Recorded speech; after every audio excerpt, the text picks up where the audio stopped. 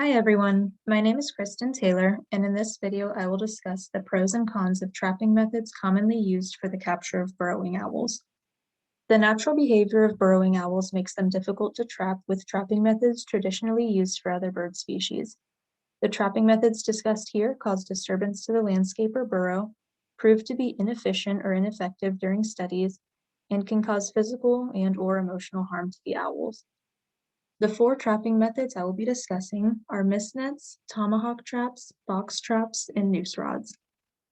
Mist nets rely on a bird's natural behavior of flight in order to capture them, which can be tricky when you're dealing with birds that live in burrows on the ground.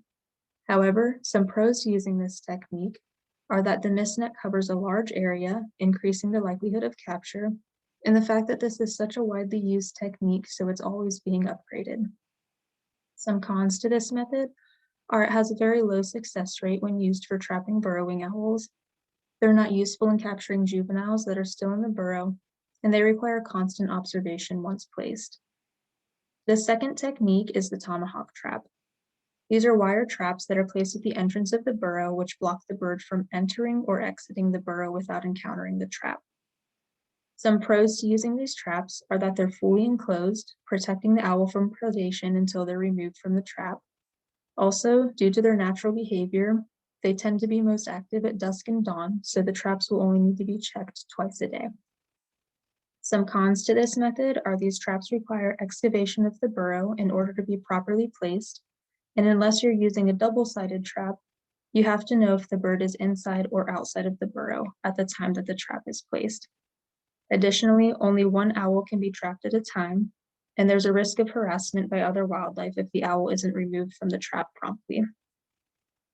The third trapping technique is the use of box traps, and these traps are created by folding a piece of mesh into a rectangular prism, then attaching a swinging door that opens to allow the birds to enter but does not allow them to leave. Some pros to this method are it requires minimal materials and is cost-effective. You can capture multiple birds in one trap, and there have been no recorded mortalities using this method.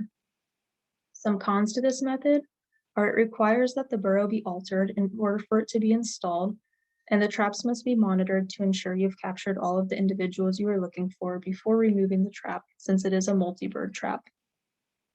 And the final trapping method is the use of noose rods.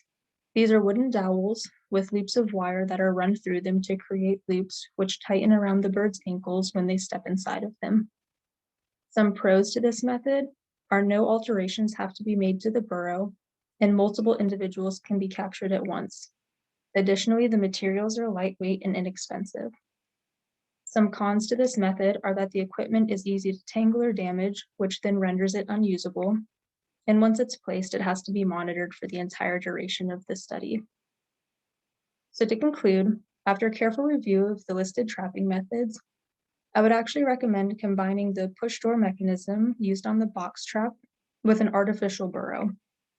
Artificial burrow research conducted by Smith and Velthoff in 2001 concluded that burrowing owls nest successfully in artificial burrows with a small tunnel diameter and a large chamber size.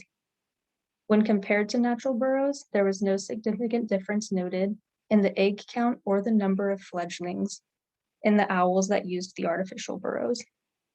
An artificial burrow combined with a push door mechanism would allow for full broods and breeding pairs to be captured efficiently and with minimal stress to the animal. Additionally, this method uses very little equipment and does not require the burrow or the surrounding area to be excavated at the time of trapping.